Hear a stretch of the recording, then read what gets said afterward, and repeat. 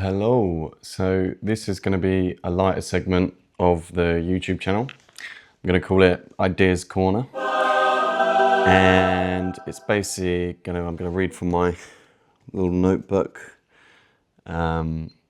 which reminds me of Matisse. I don't know if that's because I'm a man that I'm thinking of naked blue silhouettes. Let me know in the comments, is that because I'm a man? Yeah, this can be a bit of a lighter segment where I basically talk about ideas I've discovered in books, and some of them ideas have led me to other thoughts myself.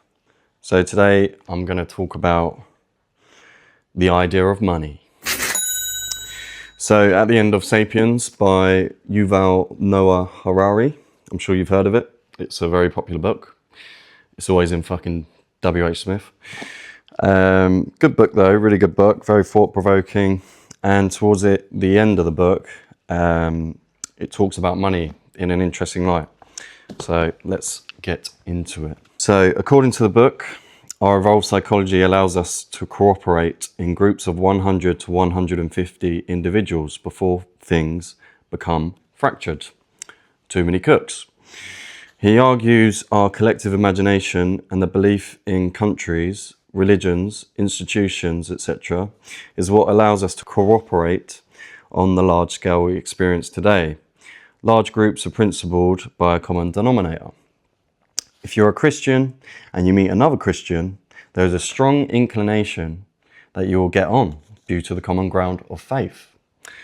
I have left out there unless one of you is a Protestant and one of you is a Catholic, but we won't get into that. You see this go on all the time in male circles and their affiliation with football they support. A Chelsea supporter gets on with a Chelsea supporter, a Tottenham supporter doesn't. Money is another manifestation in the collective conscience, which allows us to cooperate on large scales.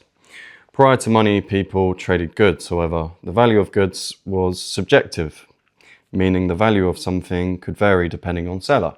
Money solves this issue and acts as a binding contract without the need for paperwork or signature. Everything can now have a common denominator and a systematic comparative value, which is universally understood. The value of something is now based on markets, their competitiveness, and supply and demand. The value of everything becomes self-determined due to supply and demand. So that's interesting.